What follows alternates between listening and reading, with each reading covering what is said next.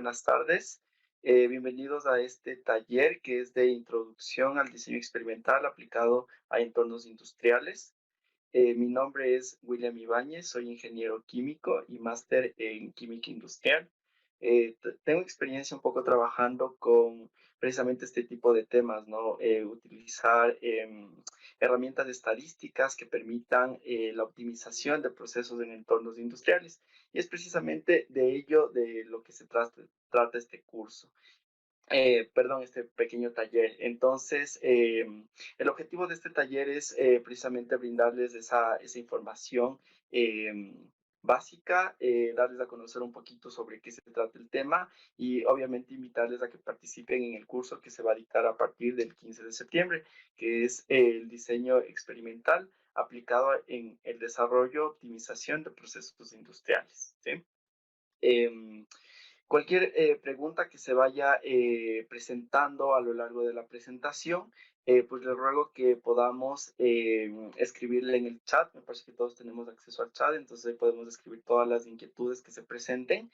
Y si no, también tienen la opción de levantar la manito, ¿no? Entonces levantan la manito y en el orden en el que se vayan haciendo las preguntas, pues las iremos respondiendo, ¿sí?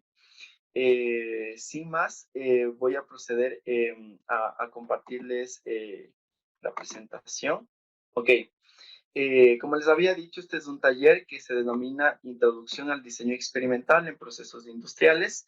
El contenido que vamos a analizar durante este tiempo es el contenido básico, ¿no? Información general de todo lo que es el diseño experimental y luego un poquito la parte aplicativa, especialmente concentrándonos en la parte de optimización de procesos, ¿sí? Y obviamente concentrándonos un poquito también en los ambientes industriales.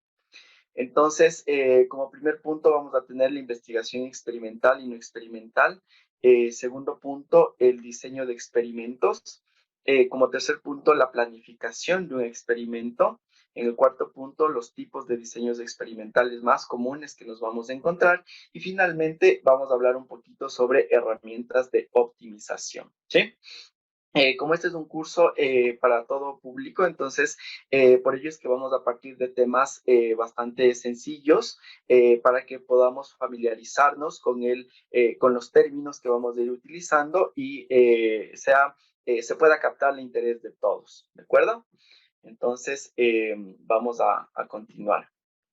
Muy bien, entonces vamos a empezar con el primer punto que es la investigación experimental y no experimental. Entonces, en este punto vamos a identificar cuáles son estos dos tipos de investigaciones, porque muchas veces no lo sabemos, no lo distinguimos o nos puede llevar a una confusión, ¿sí? Entonces, vamos a empezar hablando de la investigación no experimental, ¿sí? Esta investigación no experimental tiene algunas características. Una de las principales características es precisamente que, eh, espera un segundito, voy a poner el puntero, es que las variables no se controlan durante la investigación. Es decir, en este tipo de investigación nosotros únicamente vamos a realizar una observación del fenómeno tal como se produce de forma natural, ¿sí?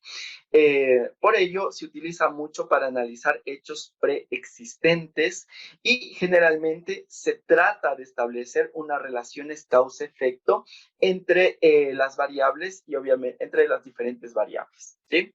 Pero aquí tenemos que tener un poquito de cuidado. ¿Por qué? Porque estas relaciones causa-efecto no van a ser relaciones causales inequívocas. Es decir, por ejemplo, pongamos un ejemplo, ¿no? Si es que yo estoy trabajando con, con, con, con cualquier procedimiento, ¿de acuerdo? Que no lo puedo controlar, es decir, vamos a poner un ejemplo bastante trivial. Entonces, supongamos que vamos a analizar la tasa de embarazos adolescentes en un grupo de adolescentes de una ciudad específica, ¿sí? Pero nosotros podemos ir investigando y buscando, observando cuáles van a ser las posibles causas que inciden sobre la tasa del embarazo adolescente, ¿sí? Pero no necesariamente van a ser una relación inequívoca. Es decir, no todas las adolescentes que se encuentren dentro de ese grupo de edad y con esas condiciones van a terminar con un embarazo, ¿sí? Entonces, estas relaciones causa-efecto no son siempre inequívocas. Entonces, siempre tenemos que tener un poquito de cuidado cuando nosotros establezcamos estas relaciones, ¿sí? Um, la investigación experimental generalmente se utiliza mucho en el ámbito de las ciencias sociales. ¿Por qué se utiliza mucho en el ámbito de las ciencias sociales? Porque generalmente en estas ciencias lo que se hace es observar, ¿no es cierto? Observar cómo se comportan los fenómenos y a partir de esa observación, pues tratar de dar una explicación o de identificar cuáles son los factores que están incidiendo sobre dichos fenómenos, ¿no? Entonces, algunos ejemplos que podemos citar que sobre investigación no experimental es, por ejemplo, el efecto del alcohol sobre un grupo de adolescentes, ¿de acuerdo? Entonces, ¿qué es lo que vamos a hacer allí? Únicamente vamos a recurrir a los lugares en donde se puedan analizar estos efectos, ¿no es cierto? Entonces, qué sé yo, nos vamos a ir a una jefatura de policía en donde les han detenido a personas con consumo de alcohol, entonces ahí podemos ver qué efectos tienen el alcohol sobre el comportamiento de las personas, por ejemplo. También se puede utilizar, por ejemplo, para medir la tasa de empleo, entonces, o saber los factores que intervienen sobre la tasa de empleo. Entonces, allí lo que nosotros hacemos es precisamente buscar la información, saber cómo evoluciona la tasa de empleo en el tiempo, pero no podemos modificar, no podemos manipular el sistema, no podemos controlar las variables que nos están dando ciertos resultados, ¿sí? Eh, Generalmente la investigación no experimental, para que lo tengamos más claro, como lo dijimos al inicio, no se controlan las variables. Por cualquier causa que ésta sea, no se puede controlar las variables. Muchas veces pueden ser por razones éticas, ¿no? Entonces, por ejemplo, en el caso que les planteé inicialmente en el primer ejemplo, en el cual vamos a analizar cuál es el efecto del consumo de alcohol sobre las personas, sobre el comportamiento de las personas. No es ético que yo le dé alcohol a una persona para luego saber cuál es el comportamiento que ésta va a tener, ¿no es cierto? Entonces, en ese caso no podría utilizar, no podría controlar el consumo de alcohol, la cantidad de alcohol que va a ingerir la persona, ¿no es cierto? Sino simplemente voy a observar cómo se comporta la persona luego de que ella por sí sola haya ingerido alcohol en diferentes cantidades, ¿sí? Otro ejemplo que se puede utilizar para la investigación experimental es, por ejemplo, el análisis de crímenes. Entonces, qué sé yo, nosotros podemos sacar estadísticas y podemos relacionar con diferentes causales, ¿no? Entonces, por ejemplo, podríamos relacionarlas con el empleo, podríamos relacionarlas con las condiciones socioeconómicas, podríamos relacionarlas con la ciudad, si viven en una ciudad, si viven en una zona rural, ¿no es cierto? Entonces, todos estos factores van a influir sobre la tasa de criminalidad de una ciudad, pero nosotros no podemos influenciar eso, ¿no? No podemos decir, bueno, vamos a la calle y vamos qué sé yo, a dar armas a la gente para ver cómo se comporta, ¿no? Y cómo cambia la tasa de criminalidad. Entonces, eso no es ético, no se puede hacer. Entonces, únicamente la investigación experimental nos permite observar el fenómeno tal cual está ocurriendo, ¿sí? Una experiencia también que tengo es, por ejemplo, en estudios de calidad de agua de los ríos. Esto suelen hacer mucho mis estudiantes. Entonces, ¿qué es lo que hacen ellos? Ellos van y miden ciertos parámetros, pueden ser físico-químicos, biológicos, microbiológicos, que contienen el agua de los ríos, pero ellos lo analizan tal cual está. Entonces, solo toman la muestra, la analizan y con eso determinan la calidad del agua del río, si es apta o no es apta para la vida. ¿sí? Entonces, allí no podemos influir, ¿no es cierto? Es decir, yo no puedo poner un contaminante en el río para saber cómo se está comportando, o no puedo quitar, qué sé yo, una empresa o quitar una zona industrial del río para saber cómo se va a comportar. Entonces, yo lo que puedo hacer es únicamente tal cual como se encuentra el entorno alrededor del río, analizarlo y saber cuál es la condición de salud del río, ¿sí? Entonces, esta es la investigación no experimental. Ahora, vamos a hablar un poquito sobre la investigación experimental. La investigación experimental, a diferencia de la investigación no experimental, es que nos permite manipular las variables. Es decir, yo puedo manipular los factores que yo quiero controlar, que yo conozco o presumo que pueden tener un efecto sobre una variable de respuesta. Entonces, si yo voy a controlar, voy a manipular este sistema para saber cuál es la respuesta que tiene en función de la perturbación que yo le haya dado al sistema. ¿Sí? Además, la investigación experimental tiene que darse en un ambiente absolutamente controlado. Si es que comparamos con investigación no experimental, podemos ver que en la investigación no experimental nosotros vamos a analizar los fenómenos tal cual se producen de forma natural, ¿no es cierto? No vamos a alterar absolutamente nada. En cambio, en la investigación experimental tenemos que controlar nuestro sistema, es decir, tenemos que controlar absolutamente todos los factores o todos los factores que sean posibles a fin de que la respuesta que nosotros estamos obteniendo provenga únicamente de la manipulación de variables y del error experimental. ¿Sí? Entonces, esas son dos de las principales diferencias entre la investigación experimental y la investigación no experimental. Y bueno, aquí también se busca establecer relaciones causa-efecto, pero en este caso las relaciones causa-efecto sí las podemos realizar a través de una correlación. Incluso ya podemos llegar a generar modelos matemáticos. ¿Por qué? Porque como nosotros estamos controlando todo el entorno, entonces en este caso sí se pueden establecer relaciones causales no tan inequívocas como el caso de la investigación no experimental. Entonces aquí sí puedo decir, bueno, supongamos, vamos a poner un ejemplo, ¿no?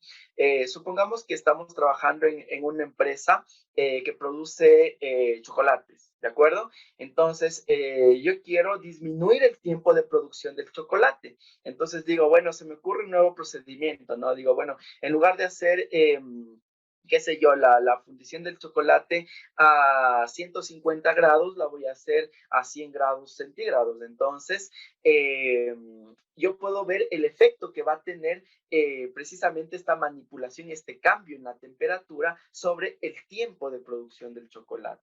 ¿No es cierto? O podría analizar la calidad del chocolate, qué sé yo, características organolépticas del sabor, el olor, qué sé yo, también podríamos relacionarlo con costos de producción. Entonces, aquí yo sí controlo el ambiente, modifico una variable y esta variable me da una respuesta en el producto o en lo que yo esté realizando, en el experimento que esté realizando. ¿Sí?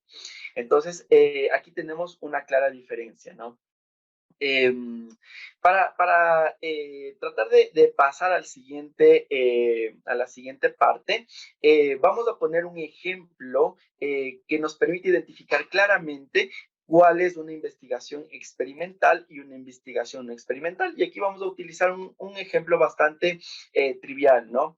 Entonces, por ejemplo, una investigación experimental sería que nosotros tomemos a una persona y la hagamos enojar con diferentes estímulos, ¿no? Entonces, cuando nosotros le estimulamos a la persona, esta persona se va a enojar y vamos a evaluar la respuesta que tiene cuando se enoja, ¿sí? Entonces, aquí yo estoy controlando la variable, ¿no es cierto? Que sería el estímulo que le doy a la persona para que se enoje y saber cuál va a ser el comportamiento, ¿sí?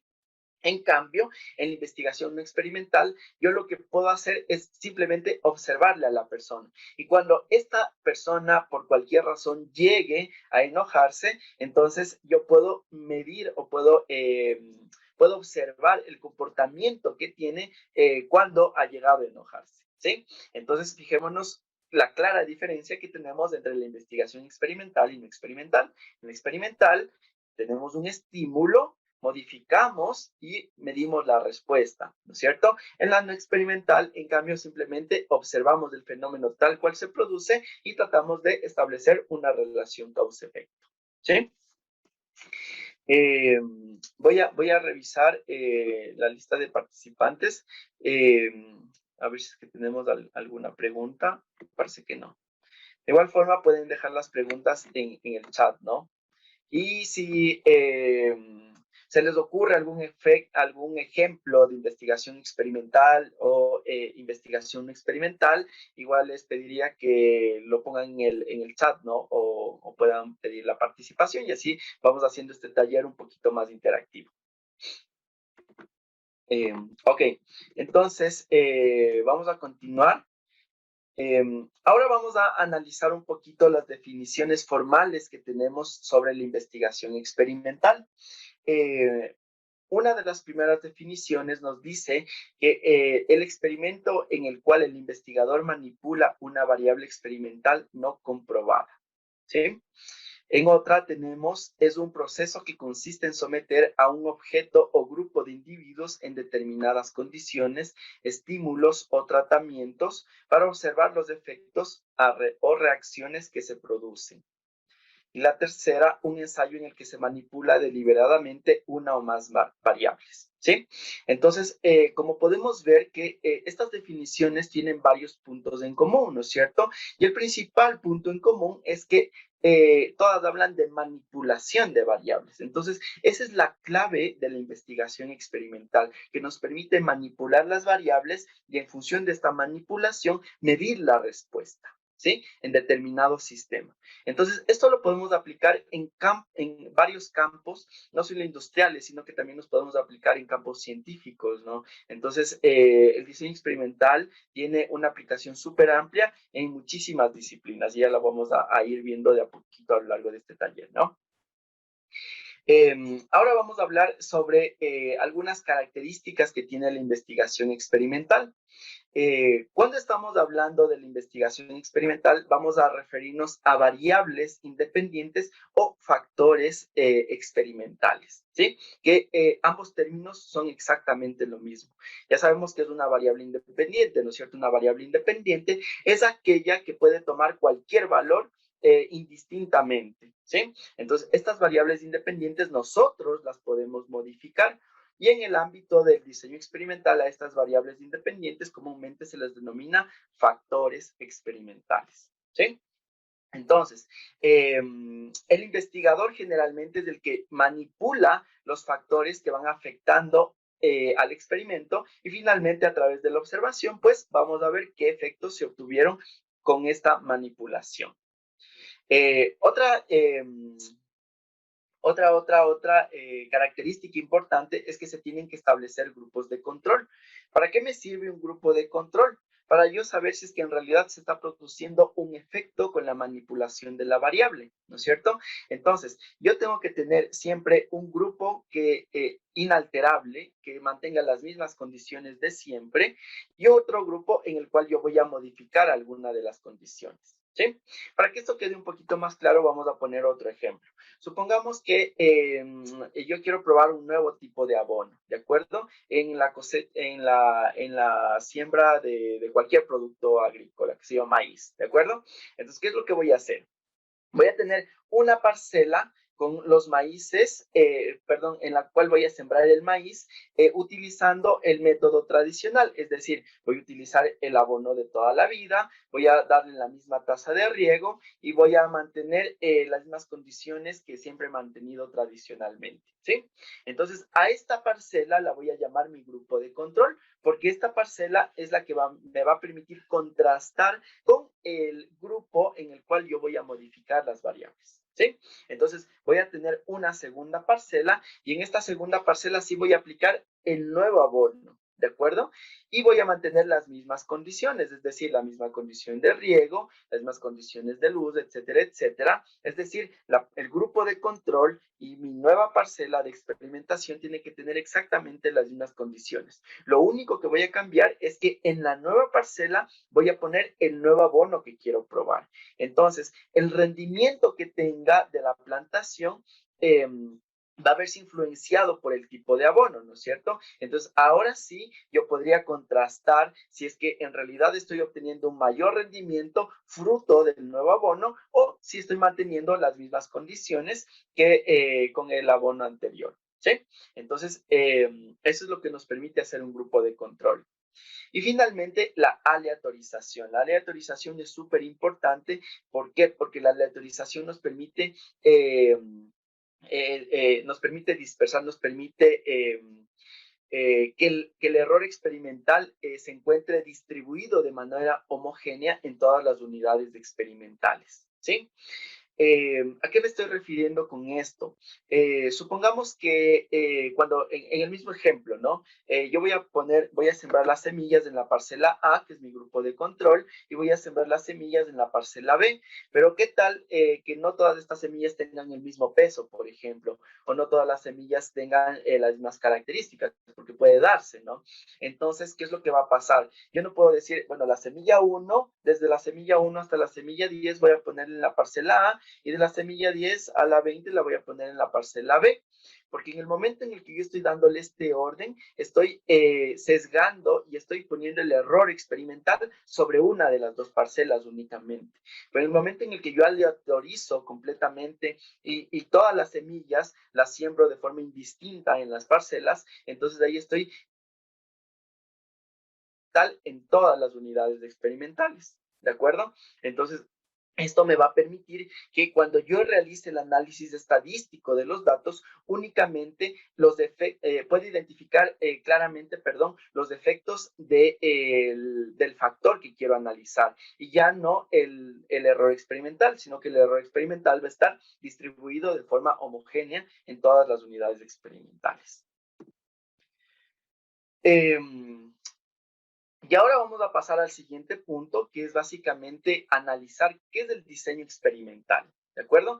Hemos estado hablando un poquito sobre la investigación experimental y no experimental, pero ahora vamos a concentrarnos precisamente en el diseño experimental. Obviamente, todas las investigaciones experimentales van a constar de un diseño experimental, ¿sí? Entonces, ¿cómo se define este diseño de experimentos o diseño experimental? Se define como un conjunto de pruebas en las que se hacen cambios deliberados en las variables de entrada o los factores para observar los efectos que tienen en las variables de salida, ¿sí? Y cuando estamos hablando de diseño experimental, nosotros podemos abordar los problemas de diseño experimental con diferentes enfoques, ¿de acuerdo? Entonces podemos tener los tres enfoques que más se utilizan en el momento de realizar estos diseños experimentales, de planificarlos, es el enfoque de la mejor conjetura, el enfoque de un factor a la vez y el enfoque factorial. ¿Sí? Y a través de un ejemplo vamos a ir entendiendo cuáles son estos enfoques, qué características tienen eh, y cómo, sí, ¿no? Qué características tienen y cómo diferenciarlos unos de otros y cuándo los podríamos utilizar, ¿sí? Entonces, vamos a hablar de un ejemplo que es bastante común en el ámbito del diseño experimental, que se llama el ejemplo del golfista, ¿de acuerdo? Entonces, en este ejemplo, básicamente vamos a analizar los factores que pueden influenciar sobre el puntaje que tiene una persona al jugar golf, ¿sí? Entonces, lo primero que tenemos que hacer es precisamente identificar cuáles son los factores que me pueden influenciar, ¿no es cierto?, en la puntuación que alcance esta persona. Aquí nos proponen algunos factores en este ejemplo ya. Entonces nos dicen que puede verse influenciado por el tipo de palo usado, que puede ser un palo grande o un palo normal. Puede ser el tipo de pelota usada, que puede ser una pelota de goma de balata o una pelota de 3 piezas. Puede ser también el hecho de que una persona camine cargando los palos o en su lugar utilice un carrito para transportarse. También el hecho de que la persona durante el juego consuma agua o cerveza para hidratarse, ¿cierto? Eh, Otro factor podría ser el jugar en la mañana o en la tarde. Otro factor puede ser si en el momento del juego hace frío o hace calor. Otro factor que lo tenemos acá es el tipo de spikes utilizados en los zapatos del golfista. Y finalmente tenemos el jugar en un día con viento o en un día pasible, ¿no?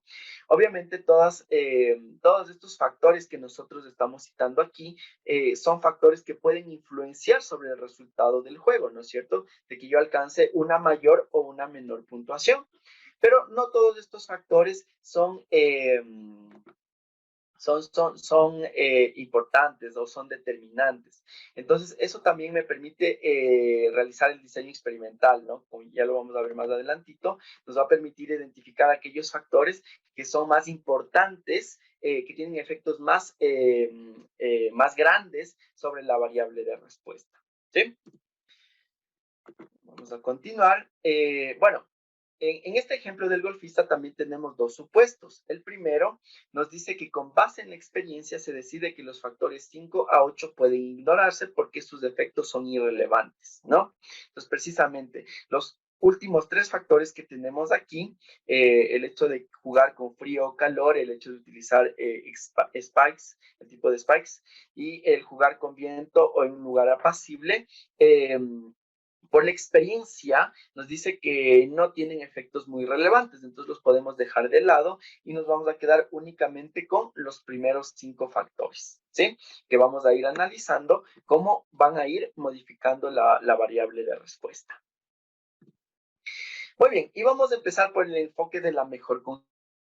El enfoque de la mejor conjetura nos dice que el investigador puede tomar una combinación arbitraria de todos los factores que se van a analizar y ver qué resultado vamos a obtener. Entonces, en este caso, nos dice que de los 5 factores, ¿no? Nos dice que el golfista va a utilizar un palo grande, va a utilizar una pelota de goma de balata, va a movilizarse en carrito y va a beber agua. Y con esta puntuación, y con estas, perdón, condiciones, obtiene una puntuación de 87 sobre 100 puntos. ¿Sí? Ahora, eh, esta es la particularidad que tiene el enfoque de la mejor conjetura. ¿Cómo yo selecciono estas condiciones iniciales? Estas condiciones iniciales las selecciono a través de la experiencia, ¿no? Como aquí ya tenemos un golfista que tiene mucha experiencia en el campo, entonces él ya sabe qué es lo que le funciona más, ¿no? Entonces, utilizar un tipo de pelota, utilizar un tipo de palo, beber agua durante el partido, ¿no es cierto? Entonces, es durante el juego. Entonces, esas son condiciones que él conforme la experiencia que ha tenido la ha ido adquiriendo, entonces sabe que son condiciones que le han dado buenos resultados, ¿sí? Pero ahora, para pasar o tratar de mejorar esos resultados, superar este 87, lo que se hace es modificar una de las variables. Entonces, en este caso nos dice que se decide cambiar el palo de golf. ¿Por qué? Porque el golfista lo sintió un poco incómodo. Entonces, ¿qué es lo que vamos a hacer? Vamos a dejar el resto de factores constantes y cambiamos únicamente de palo. Ya no va a utilizar un palo grande, sino que ahora va a utilizar un palo normal. ¿Sí? Entonces, en ese caso, nuevamente juega y vamos a ver cuál es el puntaje que alcanza esta vez el golfista. ¿Sí? Y así sucesivamente. Así es como funciona este enfoque de la mejor conjetura. Entonces, luego, qué sé yo, digo, ¿sabes qué? No, ya no creo que sea el palo, yo creo que va a ser la pelota. Entonces voy a cambiar el tipo de pelota que voy a utilizar para el siguiente juego. Y así puedo ir cambiando las condiciones hasta que yo me sienta satisfecho con los resultados que estoy obteniendo. ¿Sí? Entonces, como ustedes pueden ver, este tipo de enfoque funciona únicamente si es que nosotros tenemos mucha experiencia en el campo en el que estemos trabajando. Si es que yo no tengo experiencia en el campo o en el proceso en el cual voy a trabajar, pues simplemente este enfoque no me va a dar buenos resultados. ¿Por qué? Porque si yo no conozco de antemano cuáles son los factores, los niveles de los factores que tengo que utilizar para el punto de partida, pues puedo partir desde cualquier situación, ¿no es cierto? Y ir cambiando continuamente a medida que se vaya acercando a mejores resultados. Pero este cambio paulatino de un factor y otro factor y ver qué es lo que voy obteniendo, lo que va a hacer es que me va a derivar en una serie muy grande de experimentos que tengo que llevar a cabo. Entonces, entonces me va a llevar mucho tiempo y obviamente si es que tengo una mayor cantidad de experimentos que tengo que realizar, voy a consumir también una mayor cantidad de recursos. Entonces, generalmente esto no suele funcionar si no tengo experiencia.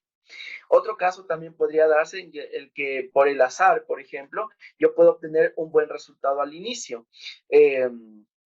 Eh, como obtengo un buen resultado al inicio, puedo quedar un poco tentado de ya no modificar las variables. Entonces nunca voy a llegar a la respuesta óptima. ¿Por qué? Porque ya tuve un resultado satisfactorio. Entonces digo, bueno, como tuve un resultado satisfactorio, ya no es necesario que varíe más los niveles de los factores. No necesito hacer ningún otro estudio. Con este resultado me quedo, pero de pronto ese resultado no es el mejor, no es el óptimo. Entonces, no estamos llegando al objetivo, que es trabajar con las mejores condiciones, ¿sí?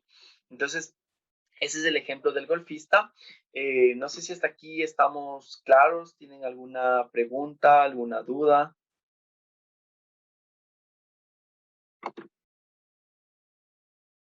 Me parece que no tenemos preguntas de momento. Ok, chévere, gracias, Rubén. Muy bien, entonces vamos a seguir con el siguiente enfoque. En este caso vamos a hablar del enfoque de un factor a la vez. Cuando yo estoy trabajando con el enfoque de un factor a la vez, lo que tengo que hacer es seleccionar una línea base. Es decir, voy a poner de cada factor, ¿no es cierto? Supongamos que voy a trabajar vamos a seguir trabajando con este ejemplo, ¿no?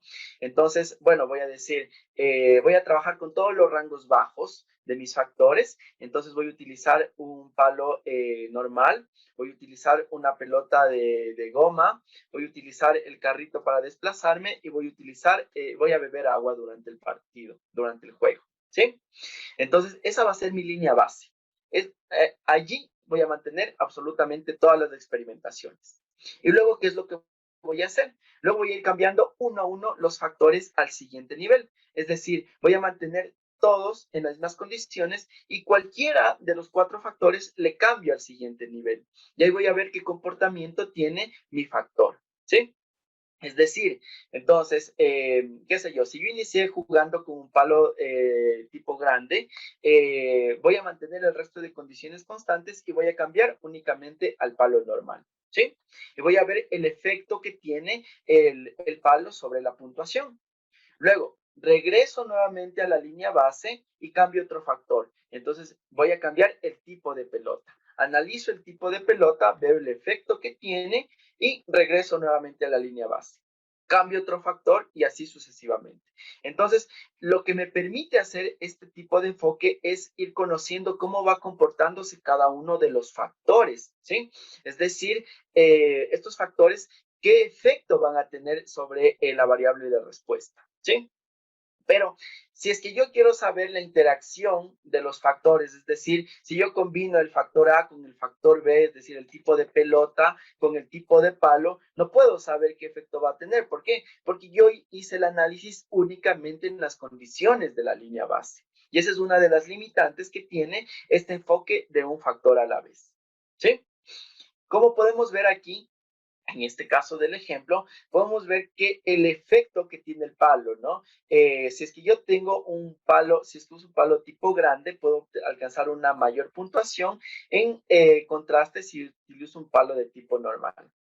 También puedo mirar que, por ejemplo, el tipo de pelota no interviene en nada en la puntuación obtenida. Da lo mismo trabajar con una pelota de tipo de goma o una pelota de 3 piezas. Entonces, este factor por sí solo nos resulta irrelevante. Y podemos ver, aquí es interesante que nosotros analicemos que el efecto de la pendiente que nosotros vamos a tener, la pendiente, perdón, nos indica el efecto, la intensidad del efecto. Mientras más grande sea la pendiente, significa que vamos a tener un mayor efecto sobre la variable de respuesta, que en este caso es nuestra puntuación, ¿no? Entonces, podemos ver que, por ejemplo, el uso del carrito, desplazarse caminando, sí tiene un mayor efecto, ¿no? Entonces, el desplazarse caminando nos permite tener una mayor puntuación en contraste con el uso del carrito. Y lo mismo tenemos con la bebida, ¿no? Si utilizamos agua o cerveza. Entonces, eso es lo que nos permite hacer el enfoque de un factor a la vez, conocer el efecto que tiene individualmente cada uno de los factores, ¿sí? Y está bien. Pero si es que yo quiero saber la interacción de un factor con otro, el efecto de esta interacción sobre mi variable de respuesta, pues no lo voy a saber. Para ello tenemos el enfoque factorial. Y en este caso vamos a analizar cómo se va a producir la variación al cambiar dos factores a la vez, ¿sí? Entonces ya no vamos a mantener esa línea base con todos los factores y voy a cambiar solo uno, no. En este caso voy a cambiar dos factores a la vez, ¿de acuerdo?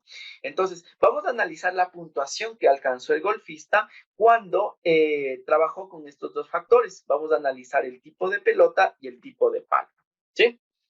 Entonces, cuando utiliza un palo grande y una pelota de goma de balata, obtiene dos puntuaciones, ¿no? 88 y 90. Cuando, manteniendo el mismo tipo de palo, cambia a una pelota de 3 piezas, las puntuaciones se modifican a 88 y 91. Podemos ver que es básicamente lo mismo, ¿no? Ahora, utilizando el tipo de palo normal y la pelota de goma, obtiene igual dos puntuaciones, 93 y 91. Si es que cambiamos, utilizando el mismo palo, únicamente el tipo de pelota, podemos tener esta puntuación que fue 92 y 94, que de hecho son las puntuaciones más altas, ¿no? Entonces, a simple vista, yo podría decir que la mejor combinación de los factores es trabajar con un tipo de palo normal y con una pelota de 3 piezas, ¿no es cierto? Porque en ese caso fue en el caso en el que tuve una mayor puntuación. Pero ahora, yo quiero saber cuál es el efecto que tuvo cada uno de los factores, ¿no es cierto? Quiero saber cuál es el efecto que tuvo el uso de diferente tipo de palo y el uso del diferente tipo de pelota. Y también quisiera saber el efecto que tuvo la interacción. Entonces, ¿qué es lo que vamos a hacer? Vamos a hacer algo sencillito. Simplemente vamos a cuantificar el efecto que tuvo. ¿De acuerdo? ¿Cómo cuantificamos o cómo se define el efecto? Se define como la diferencia que existe entre los dos, la variable de respuesta utilizando los dos niveles diferentes. ¿Sí? Es decir, la diferencia que tuve en la puntuación utilizando palo grande o palo chico y la diferencia que tuve en la puntuación utilizando pelota de goma o pelota de 3 puntos. ¿Sí? Y eso es lo que tenemos acá. Entonces, fijémonos que vamos a calcular el efecto que tuvo el palo. Entonces, para ello voy a sumar todas las puntuaciones que obtuve utilizando el palo normal y le voy a restar todas las puntuaciones que tuve utilizando el palo grande, ¿no? Entonces, fíjense que aquí tenemos las puntuaciones para el palo normal, ¿no es cierto? Y aquí tenemos las puntuaciones para el palo grande. Entonces, estas distancias que nosotros tenemos aquí, estas diferencias, es lo que nos indica el efecto que ha tenido nuestra variable, nuestro factor en este caso, ¿sí? En este caso, el tipo de palo utilizado. Entonces podemos ver que la diferencia que existe entre utilizar un palo normal y un palo grande es de 3.25, ¿sí? Esto es bueno, esto es malo, pues de momento no lo sé porque no tengo con qué contrastar. Entonces, ahora vamos a cuantificar el efecto que tiene el cambiar el tipo de pelota. Entonces, en este caso, fijémonos que el tipo de pelota se encuentra en el eje de las 10, ¿no es cierto? Entonces, arriba tengo la pelota de tres partes y abajo tengo la pelota de goma de balata, ¿no? Entonces, la distancia que existe de igual forma entre estos puntos nos indica el efecto que tuvo el cambiar de pelota. Y en este caso nos dice que es de 0.75. Entonces, ahora sí ya podemos cuantificar o conocer un poco la magnitud que tuvo el efecto de cada uno de los factores del cambio, ¿no es cierto? Entonces podemos ver que el efecto que tuvo el cambiar de palo de golf es mayor que el efecto que tuvo el cambio de pelota, ¿sí? Ahora vamos a analizar cuál es la interacción de ambos efectos, ¿de acuerdo? Entonces, para la interacción de ambos efectos, tenemos que analizar, vamos a ubicarnos en el caso de acá. Entonces, vamos a trabajar con, perdón, vamos a trabajar con los niveles altos y bajos y vamos a combinarlos. Entonces, en este caso, vamos a analizar,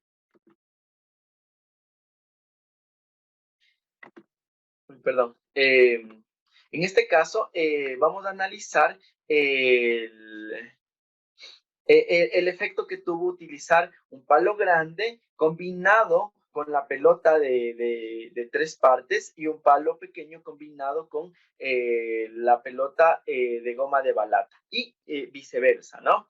Entonces, cuando nosotros analizamos el efecto que tiene la interacción palo-pelota, podemos ver que es de 0.25. Entonces ya podemos ver que el efecto de la interacción sobre el puntaje que nosotros tuvimos es menor que el efecto de los factores por sí solos, ¿sí? Pero lo importante de este enfoque factorial es precisamente eso, que nos permite saber el efecto que tienen las interacciones. Porque fíjense antes, cuando nosotros estábamos trabajando con el efecto con el enfoque de un factor a la vez, en este caso, únicamente, para el factor del tipo de pelota, podemos ver que no se considera ningún efecto, ¿no es cierto? Daba igual utilizar la pelota de goma o la pelota de tres piezas, pero ahora ya sabemos que no. Cuando vemos la interacción que tiene con el otro factor, podemos ver que en realidad sí tiene un efecto significativo, o bueno, no sé significativo, ¿no? Pero tiene un efecto sobre la variable de respuesta. Ahora, si es que este efecto es significativo, es decir, si es que este 0.25 es importante o no, lo tengo que analizar luego cuando haga el análisis estadístico de mi experimento, ¿sí? Que generalmente los diseños experimentales se los analiza a través de la ANOVA. Entonces, básicamente estos son los enfoques con los cuales nosotros podemos abordar un diseño experimental, ¿no? De la mejor conjetura, factor a la vez y el enfoque factorial, ¿sí? Entonces ya podemos ver cuáles son las ventajas, las desventajas que estos tienen y cuándo los podríamos utilizar, ¿no? No sé si es que hasta aquí tenemos alguna pregunta.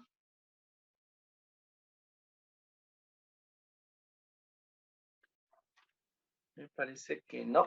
Seguimos entonces, ¿no? Como les dije, en cualquier momento si se presenta alguna duda, pues me pueden interrumpir. Ahora vamos a hablar un poquito sobre qué es, vamos a seguir hablando sobre qué es el diseño de experimentos, ¿no? Pero en este caso vamos a hablar sobre las aplicaciones que tiene el diseño de experimentos, sobre todo en los entornos industriales, ¿sí? Entonces, nosotros podemos encontrarnos que el diseño experimental es muy útil cuando nosotros estamos evaluando nuevos procesos, cuando estamos diseñando, implementando nuevos procesos en las etapas tempranas o incluso cuando se quiere hacer una mejora del proceso, ¿de acuerdo? Entonces, ¿en qué lo podemos utilizar? En mejorar el rendimiento, por ejemplo, en alcanzar la conformidad de los productos o en reducción de costos, ¿sí? A mí me gusta mucho trabajar con ejemplos, entonces de igual forma vamos a ponernos un ejemplito para poder entender mejor esto, ¿no? En el entorno industrial, supongamos que yo estoy trabajando en el diseño de un detergente, en la producción de un detergente, ¿de acuerdo? Estoy en una línea de producción de detergente en polvo, ¿de acuerdo? Entonces, yo quiero mejorar el rendimiento de mi línea de producción, es decir, quiero disminuir el costo o incrementar la productividad, ¿no es cierto? Entonces, ¿qué es lo que puedo hacer? Yo empiezo a analizar muchas de los variables que afectan el rendimiento de mi proceso o de mi producto, que en este caso es el detergente, ¿no? Entonces yo puedo ir analizando cuáles son estas variables, ir modificando estas variables y a través de esta modificación mirar las respuestas, analizar las respuestas y saber cuál es el que me dio mejores resultados. ¿no? Entonces, supongamos que estoy produciendo detergente en polvo. Entonces, yo sé que, por ejemplo, en la producción de detergente en polvo va a influir el tipo de agente tensoactivo que yo utilice, el incipiente que utilice para completar la formulación, la calidad del agua que utilice, la cantidad de agua que utilice, la temperatura de volatilización, por ejemplo. ¿Qué más? Bueno, el tipo de tobera que voy a utilizar en el proceso de atomización, entonces, etcétera, etcétera. Hay un montón de variables que nos pueden afectar en el rendimiento, ¿no? Entonces, ¿qué es lo que yo voy a hacer? Nuevamente voy a plantearme mi diseño experimental y voy a seleccionar cuáles son las variables más importantes, las que de antemano yo conozco que son más representativas, ¿no? Entonces puedo decir, para mí lo más importante es la cantidad de agua, es la presión que voy a utilizar en las toberas y la temperatura que voy a aplicar en las toberas, ¿sí? Entonces, en función de estas tres variables, yo voy a fijarme en niveles. Entonces voy a decir, bueno, voy a trabajar con 3 niveles de temperatura, voy a trabajar con 3 composiciones de agua y voy a trabajar con 2 presiones, por decir cualquier cosa, ¿no? Entonces, una vez que yo corra los experimentos con estas condiciones, con la mezcla de estas condiciones, como lo vimos previamente, entonces yo voy a poder, en función de los en función de los resultados, puede llegar a seleccionar cuál es el que me está dando mejor rendimiento, o cuál es el que me está dando menor costo, o cuál es el que me permite cumplir con la conformidad de mi producto, con la conformidad del requerimiento. ¿Sí? Entonces, así es como aplicamos el diseño experimental en estos entornos industriales a fin de ¿qué? De mejorar los procesos. Otro ámbito súper importante es en el diseño de los procesos también. En el diseño de los procesos, nosotros podemos realizar una evaluación, es decir, contrastar un diseño versus otro diseño, ¿sí? Es decir, supongamos que yo estoy trabajando en la misma línea de detergente en polvo y yo detecto que, qué sé yo, que una máquina no está funcionando muy bien, entonces digo, bueno, voy a actualizar y voy a utilizar una máquina nueva. Entonces, lo que me permite el diseño experimental es comparar cómo trabaja la máquina antigua, comparar con la máquina nueva y así saber si es que en realidad el diseño, el cambio que estoy utilizando, me está dando mejores resultados o no. Lo mismo, trabajar, seleccionar materiales alternativos. Supongamos que yo estoy trabajando con un proveedor que me da el tipo de tensoactivo A, pero por ahí viene otro proveedor que me ofrece un mejor precio y me dice que voy a tener el mismo rendimiento e incluso mejor rendimiento con un tipo de tensoactivo B. Entonces, ¿qué es lo que hago? Diseño mi experimento, comparo y puedo saber si es que en realidad el nuevo proveedor tiene razón y me está vendiendo un mejor producto o no. Entonces, esa es una de las fuertes aplicaciones, importantes aplicaciones que podemos darle al diseño experimental, ¿no? Y en el diseño de procesos también tenemos la selección de parámetros. Es decir, si es que yo, supongamos, ahora vamos a poner otro ejemplo. Supongamos que yo quiero emprender y quiero vender chips, papitas en chips, ¿no? Y yo no sé, la verdad, como no tengo experiencia, no sé cuáles van a ser los factores o los parámetros más importantes para diseñar mi planta.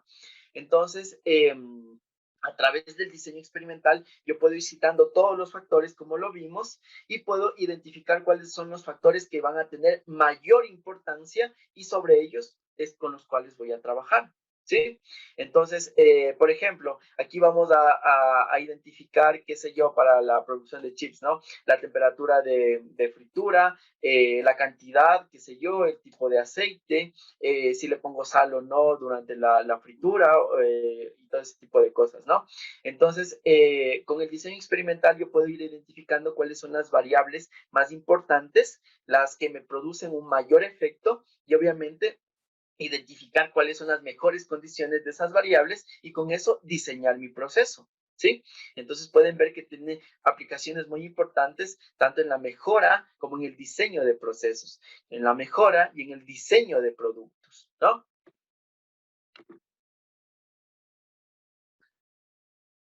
A ver, aquí me dice, tenemos una pregunta, me dice un saludo con todos, soy Moses Narváez. Tengo una duda, ¿de qué forma se analizan tres variables a la vez? ¿Sí?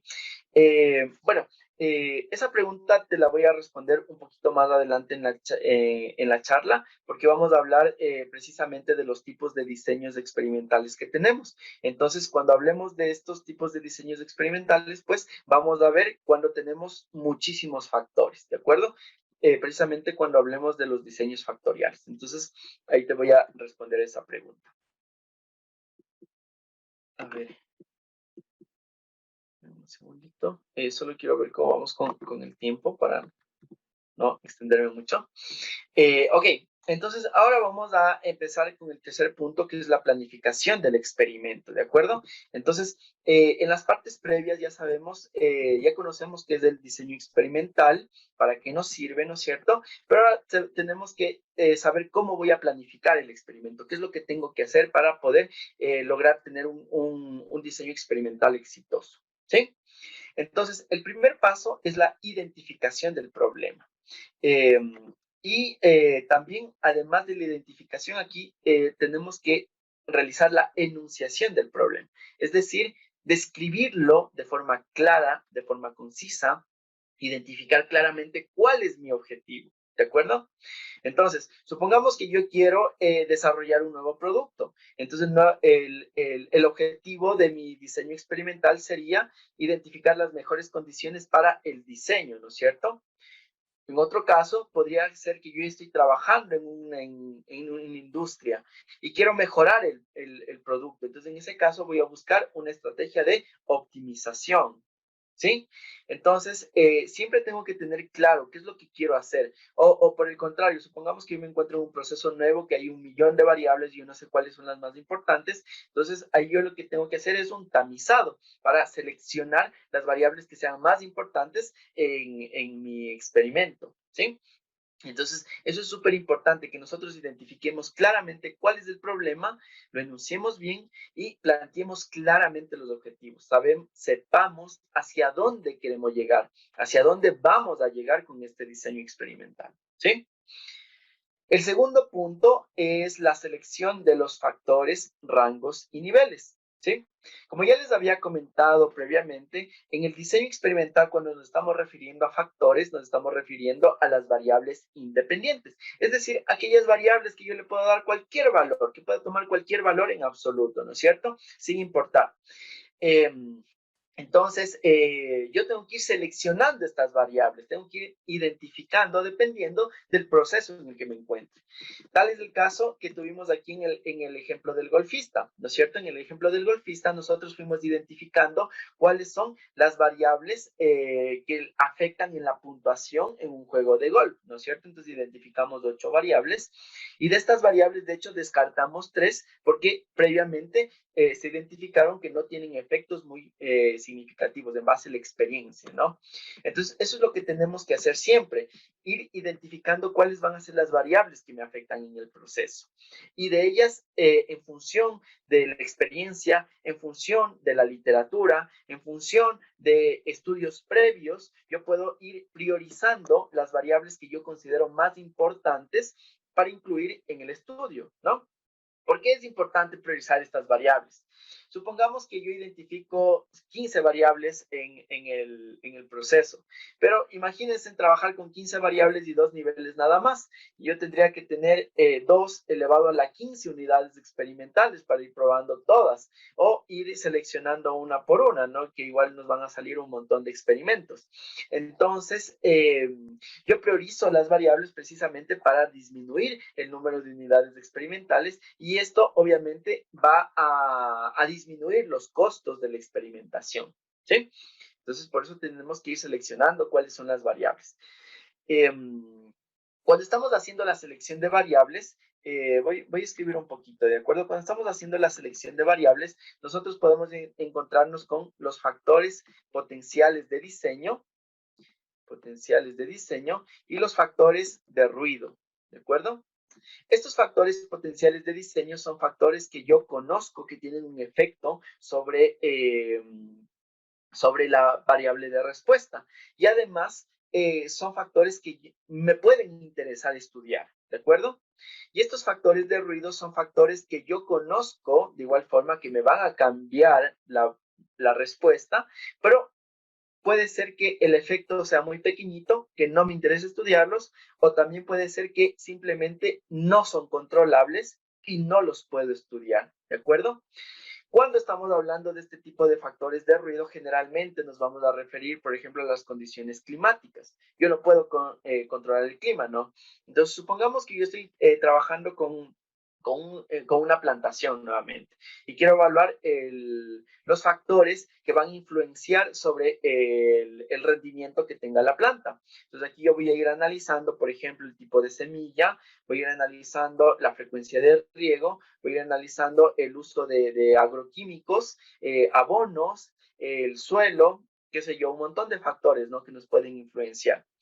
Pero también hay factores climáticos, como por ejemplo la intensidad de la luz, el número de horas de luz al cual puede estar expuesto, que eso va a depender incluso de la estación, ¿no es cierto?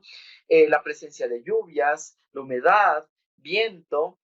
Entonces, todos esos tipos de factores ambientales van a influenciar sobre el rendimiento que yo voy a tener en mi sembrío, pero no los puedo controlar. Entonces, todos estos factores que yo sé que van a influenciar, pero no los puedo controlar, se van a denominar factores de ruido y son los que me van a ir alterando un poquito mi experimento, ¿sí?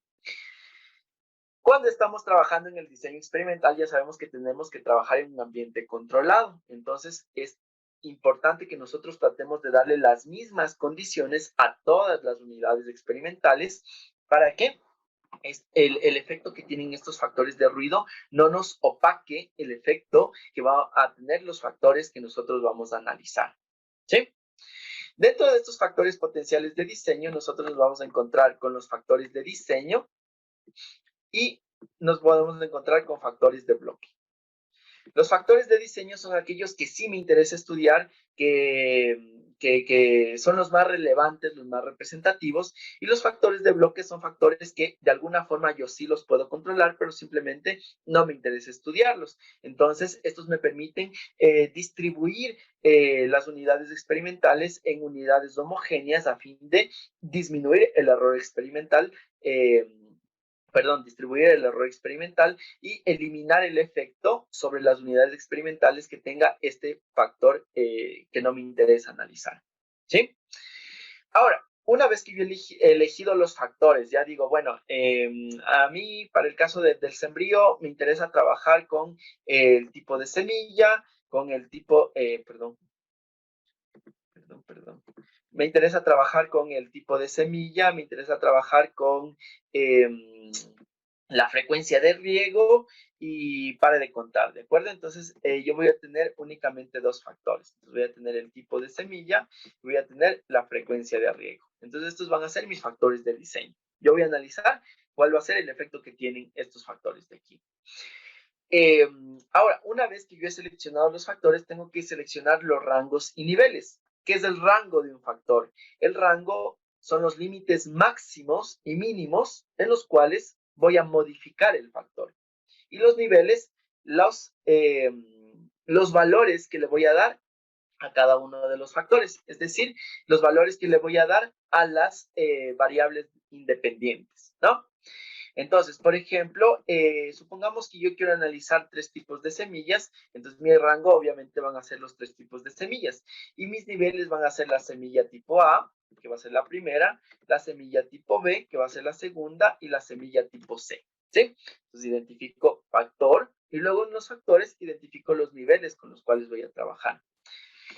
Y luego en la frecuencia de riego, por ejemplo, yo puedo identificar la cantidad de agua que le voy a dar o el número de veces de agua que le voy a dar a la plantita, ¿no? Entonces, supongamos que le voy a regar a una planta una sola vez en el día, a la otra le voy a regar 5 veces en el día y a la otra 10 veces en el día, por decir algo, ¿no? Entonces aquí nosotros podemos identificar los niveles que van a tener cada una de las variables. Ahora, si es que ustedes se fijan, estos niveles no son los mismos y las variables tampoco son las mismas, ¿no es cierto? ¿Por qué? Porque en un caso yo tengo el tipo de semilla, que es una variable categórica, ¿no es cierto? Es decir, va a cambiar de categoría en categoría. No es una variable que yo le pueda dar un número, no es una variable que yo le pueda cuantificar. porque yo puedo referirme a la semilla A o por su nombre comercial, que se yo, a la semilla, no sé, bueno, puede tener cualquier nombre, ¿no? A la semilla B y a la semilla C. Entonces siempre van a mantenerse en categorías. Entonces yo puedo tener factores de dos tipos, ¿no? Entonces yo puedo tener factores categóricos, que son este caso de la semilla, que me describe una cualidad, que sería el tipo de semilla, y los factores numéricos o los cuantitativos, ¿no? En este caso sí me va a describir una cantidad por ejemplo, la frecuencia de riego es un factor cuantitativo, ¿no? Porque yo puedo decidir si es que yo le voy a regar una vez, voy a regarle 5 veces o voy a regarle 10 veces, ¿sí? Entonces, ahí también tenemos que hacer una distinción entre las variables.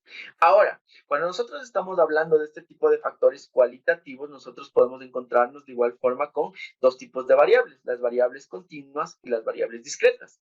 Variables discretas, aquellas que pueden variar de unidad en unidad, como en este caso la frecuencia de riego, y variables continuas, aquellas que pueden tomar cualquier valor, ¿no es cierto? Entonces, se me ocurre que por ejemplo, para este ejemplo que estamos hablando, un factor numérico cuantitativo continuo podría ser, por ejemplo, la cantidad de abono. Entonces yo puedo decidir si le pongo 1 gramo de abono, 2 gramos de abono, 3 gramos de abono, me refiero por unidad de área, ¿no? Entonces yo puedo poner 1.5 gramos de abono, 1.8 gramos de abono, entonces puede tomar cualquier valor porque es una variable continua, ¿no? Pero en este caso la frecuencia de riego, yo no puedo decir le voy a regar 1.5 veces, ¿no es cierto? Yo le riego o una vez o 2 veces a la plantita, pero no le puedo regar media vez, ¿sí? Entonces es la diferencia entre los tipos de factores. Muy bien. Entonces, una vez que nosotros hemos identificado los factores, nos vamos a trabajar con la variable de respuesta. Esta variable de respuesta puede ser una o puede ser varias. Lo importante es que la variable de respuesta nos dé información importante sobre el proceso que nosotros estamos trabajando, ¿sí? Entonces, en este caso, por ejemplo, mi variable de respuesta puede ser el rendimiento que tuvo la planta, qué sé yo, podemos analizar la altura que tuvo la planta, puedes analizar, qué sé yo, la longitud de las hojas, el peso de la planta, qué sé yo. Lo importante es que dependiendo del tipo de proceso en el que nosotros estemos trabajando, seleccionemos variables de respuesta que sean relevantes, ¿no? Que nos den información importante sobre el efecto que tuvo el análisis de los factores. Una vez que nosotros hemos identificado la variable de respuesta, pues vamos a seleccionar un tipo de diseño experimental. Como les dije, hay varios tipos de diseños experimentales dependiendo de lo que nosotros queramos analizar. Y ya vamos a ver un poquito más adelante cuáles son los más comunes. Luego pasamos a la ejecución. Cuando estamos en la ejecución, aquí hablamos de las corridas experimentales, ¿no? Entonces, ¿cuántas veces yo voy a desarrollar el experimento? ¿O cuántas unidades experimentales voy a tener? ¿Sí? En el caso del sembrío, pues, por ejemplo, si tengo un terreno grande, lo divido en parcelas y cada una de las parcelas, pues, hago los sembríos con las condiciones que se hayan establecido. ¿Sí? Entonces, cada una de estas parcelas se va a denominar unidad experimental. En un entorno industrial, por ejemplo, en los procesos productivos, mis unidades experimentales, por ejemplo, podrían ser los turnos de producción. Entonces, el turno de la mañana, el turno de la tarde, o el día de producción, podría ser el lunes, el martes, el miércoles, el jueves, el viernes, etcétera, ¿no? Entonces, a eso nos referimos con la ejecución. Cuando estamos hablando de la ejecución, es importante que nosotros siempre hagamos una corrida de prueba. ¿Qué es una corrida de prueba? Es una corrida inicial en la cual nosotros vamos a identificar si es que necesitamos alguna condición adicional que se necesite modificar, o si es que alguna máquina tiene un comportamiento particular. Entonces esto nos permite organizar mejor el diseño experimental, ¿no? O sea, cómo vamos a realizar las corridas experimentales. Entonces, para eso es importante hacer estas ejecuciones, estas corridas piloto o corridas de prueba. Además que nos dan información relevante sobre el proceso, ¿no? Porque de pronto ahí se nos puede presentar algún inconveniente. Entonces, ya vamos a tener en cuenta esa información a la hora de ejecutar todas las corridas experimentales. Perdón. Luego vamos a continuar con el análisis estadístico. En este análisis estadístico, pues generalmente los diseños experimentales se los realiza a través del análisis de la varianza, que es de la ANOVA. Este ANOVA tiene aplicación básicamente a todos los diseños experimentales, simplemente cambian algunas cosillas que eso se verá a profundidad durante el curso, ¿no? Y finalmente tenemos las conclusiones. En función de los resultados que nosotros hayamos obtenido, pues vamos a llegar a poder establecer conclusiones. Ahora, es súper importante que aquí tengamos algo en cuenta. El diseño experimental por sí solo no nos va a dar ninguna respuesta, ¿de acuerdo? O sea, es decir, si es que... y tampoco se pueden establecer leyes ni nada por el estilo a través del diseño experimental, ¿no? Entonces, es decir, por ejemplo, si es que yo en mi experimentación obtengo que, qué sé yo, que el rendimiento en la plantita se obtuvo al utilizar la semilla, el mejor rendimiento se obtuvo al utilizar la semilla de tipo A. No necesariamente esto va a ser aplicable en todos los contextos, ¿no? Entonces, qué sé yo, si es que yo realizo el mismo experimento en diferentes ciudades, ¿no? Qué sé yo, si lo pruebo en Quito y luego lo pruebo en la ciudad de Macas, luego lo pruebo en la ciudad de Cajamarca o en la ciudad de Lima, entonces podría tener resultados diferentes. Entonces, no puedo universalizar todos los resultados que yo tengo a través del diseño experimental. Segundo, el diseño experimental no nos permite romper leyes naturales o leyes, sí, leyes naturales que ya estén preestablecidas, ¿no? O leyes de los fenómenos que se producen.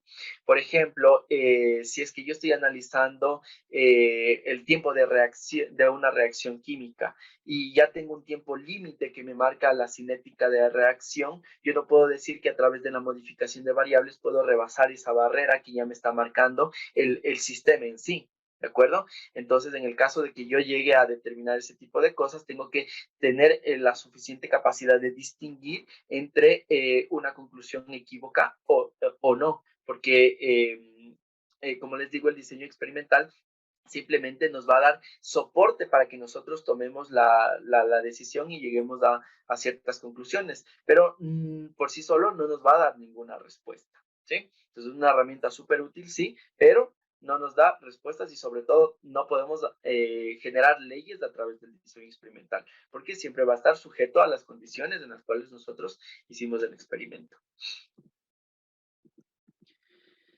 Eh, Muy bien, hasta aquí hemos abordado una temática bastante amplia, de una forma un poco rápida, entonces no sé si es que vamos bien, tiene alguna pregunta, alguna duda o quisieran hacer algún comentario, también son bienvenidos los comentarios, ¿no?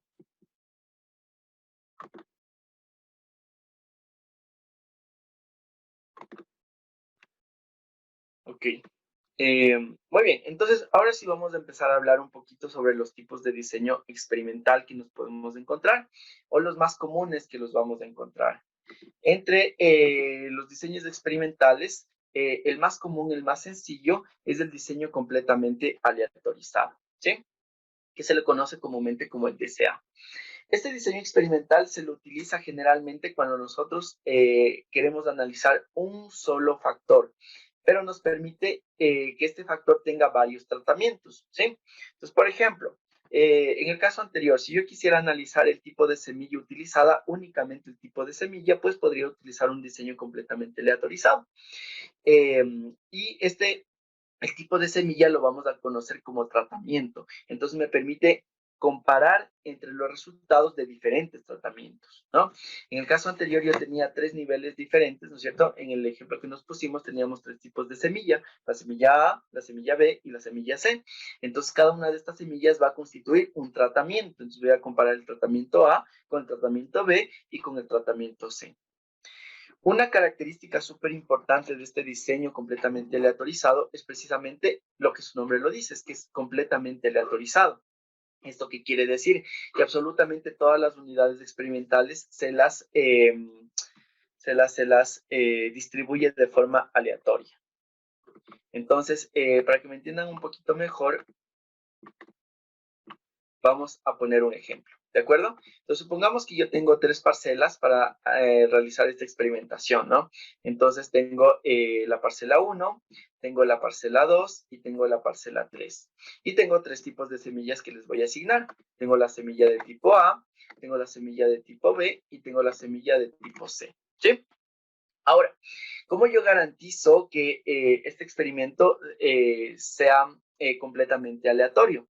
En el momento en el que yo asigno de manera arbitraria una semilla a una parcela, pues ya no estoy teniendo la aleatoriedad, ¿no es cierto? Entonces, qué sé yo, yo no puedo decir la semilla A va a ir a la parcela 1, la semilla B a la parcela 2 y la semilla C a la parcela 3. ¿Por qué? Porque yo no estoy seguro si es que en las 3 parcelas son exactamente iguales, ¿no? O sea, se trata de controlar todos los factores que podrían alterar, pero no necesariamente va a ser así. Entonces, de pronto la parcela 1 tiene unas, no sé, qué sé yo, mayor cantidad de nutrientes que la parcela 2. Entonces, obviamente, la semilla que yo ponga en la parcela 1 ya va a estar condicionada por la semilla por el tipo de suelo, ¿no? Y lo mismo va a pasar con la semilla que yo ponga en la parcela 2. Entonces, para evitarnos de esto, lo que se hace es aleatorizar. Entonces, en el momento en el que yo aleatorizo, yo ya no puse mi criterio para designar la parcela a la semilla, sino que el azar fue quien lo hizo. Entonces, ¿cómo se hace esto? Con simples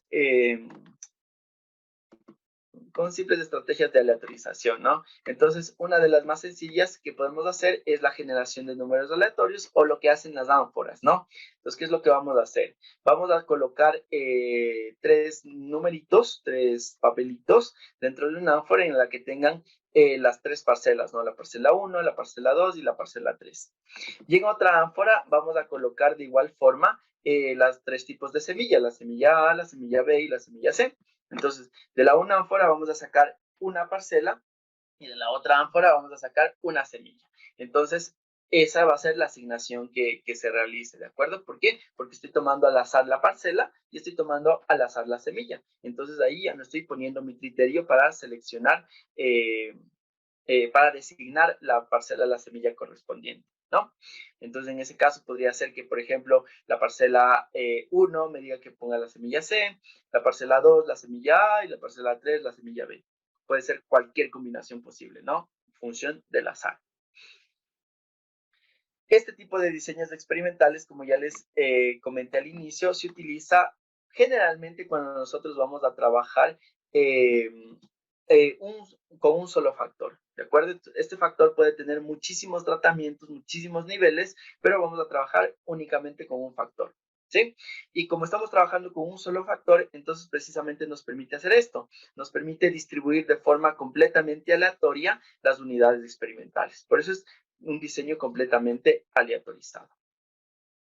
Ahora, en el diseño de bloques completos aleatorizado, también conocido como DBCA, se presenta o se utiliza cuando nosotros conocemos un factor de bloque y este factor de bloque obviamente nos va a generar un efecto sobre la variable de respuesta. Pero al momento de bloquear este factor, pues se disminuye el efecto del bloque o se elimina el efecto del bloque sobre la respuesta y nos permite identificar únicamente el efecto de la variable de tratamiento, ¿sí? Entonces, ¿cómo hacemos esto? El bloque se tiene que formar por unidades completamente homogéneas. Entonces, vamos a poner el mismo ejemplo, vamos a trabajar con el mismo ejemplo anterior, ¿de acuerdo? Entonces, en este caso, vamos a suponer que tenemos un terreno y este terreno obviamente va a estar dividido en tres parcelas grandes, por llamarlo así, ¿de acuerdo? Cada una de estas, supongamos que este terreno se encuentra en una colina, entonces va a tener una inclinación, va a tener una pendiente, ¿no es cierto? Entonces, si lo vemos de frente, de perfil, perdón, vamos a tener algo así, ¿de acuerdo? Entonces vamos a tener diferente inclinación en cada uno de estos terrenos, parcelas, ¿de acuerdo? Obviamente la pendiente nos va a influenciar sobre el arrastre de nutrientes, la calidad del suelo y ese tipo de cosas. Entonces no va a ser lo mismo que yo siembre en la parte alta a que siembre en la parte baja. Pero si yo dispongo únicamente de ese terreno, ¿qué es lo que tengo que hacer? Formar bloques. Entonces voy a trabajar con un bloque que tenga en el terreno, que tenga una misma pendiente, entonces le voy a llamar bloque 1. Luego voy a identificar una segunda porción del terreno que tenga de igual forma la misma pendiente y le voy a llamar bloque 2. Y finalmente voy a trabajar con la zona baja y le voy a denominar bloque 3. ¿Sí? Entonces, en este caso, el factor de bloque lo que me va a permitir es disminuir el efecto que tiene la pendiente sobre el rendimiento, porque yo ya sé que la pendiente va a tener un efecto sobre el rendimiento de mi semilla, ¿no es cierto? Pero entonces, el factor de bloque me permite eliminar el efecto de la pendiente. Ahora, dentro de uno de estos bloques, de cada bloque, perdón, yo voy a generar otras subparcelas. Y estas subparcelas sí que las voy a asignar de manera completamente aleatoria. Entonces, dentro del bloque 1 tienen que encontrarse los 3 tipos de semilla, dentro del bloque 2 los 3 tipos de semilla y dentro del bloque 3 los 3 tipos de semilla, ¿sí? Entonces, el efecto que yo voy a analizar, como yo voy a tener la semilla A, B y C en cada uno, ¿no es cierto? Entonces, yo puedo comparar el efecto que tiene la semilla A, B y C dentro del bloque 1 versus el efecto de la semilla dentro del bloque 2 y dentro del bloque 3. Entonces, esto lo que hace es lo que les había comentado, eliminar el efecto que tiene el bloque y dejarnos únicamente con el efecto del factor de tratamiento. ¿Sí? Luego tenemos los diseños de cuadrado latino. Estos diseños de cuadrado latino, al igual que los diseños de bloque completamente aleatorizados, se utiliza cuando tenemos factores de bloque. ¿Sí? En este caso vamos a tener dos factores de bloqueo, ¿de acuerdo? Y un factor de tratamiento. Eso significa que de alguna forma nosotros vamos a identificar dos factores que sean que nos modifiquen la variable de respuesta, pero que no nos interesa estudiar. Entonces, ¿qué es lo que vamos a hacer? Vamos a bloquear el efecto que tienen esos factores, ¿sí? Y finalmente vamos a tener un solo factor de tratamiento. Como este diseño de cuadrado latino, como su nombre lo dice, tiene que ser un cuadrado, ¿de acuerdo? Entonces, para que sea un cuadrado significa que absolutamente todos los factores con los cuales yo voy a trabajar tienen que tener el mismo número de niveles, ¿sí? Entonces, los dos factores de bloque tienen que tener el mismo número de niveles y el factor de tratamiento también tiene que tener el mismo número de niveles. Para que esto nos quede un poquito más claro, vamos a trabajar de igual forma con un ejemplo. Supongamos que queremos determinar el tiempo de ensamble de un electrodoméstico, de cualquier electrodoméstico, ¿de acuerdo? Entonces, para el tiempo de ensamble, a nosotros nos interesa analizar los diferentes métodos de ensamblaje que se van a utilizar. Entonces, vamos a tener 4 métodos de ensamblaje, ¿de acuerdo? Que van a ser los métodos A, B, C y D, ¿sí?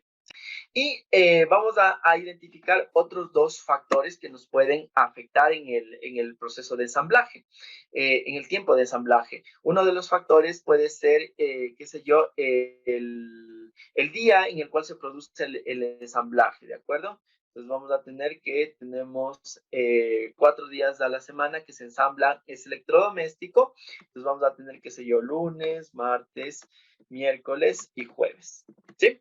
Y otro factor pues sería el tipo de operario. Tenemos 4 operarios trabajando, entonces vamos a tenerle a Pepito, a Juanito, a Pablo y a Pedro. ¿De acuerdo? Entonces, cada uno de los operarios también obviamente va a influir del tiempo de ensamblaje, pero no me interesa analizar el tipo de operario, ¿no? No me interesa saber si es que Pepito es mejor que Pedro o Pablo. Lo que me interesa saber en realidad es el efecto que tiene el método de ensamblaje que estoy utilizando, ¿sí?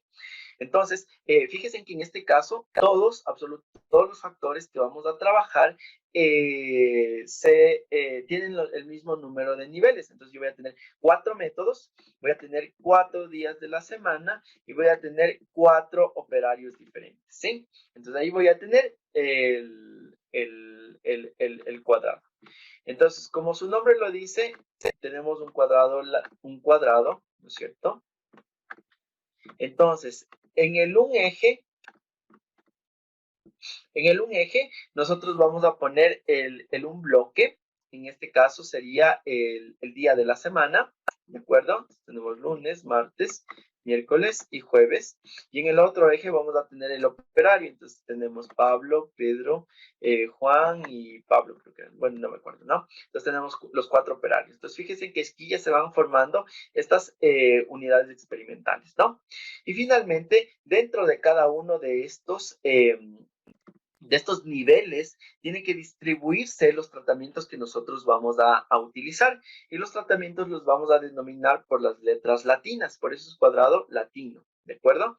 Entonces, aquí vamos a tener el tratamiento A, el tratamiento B, el tratamiento C y el tratamiento D.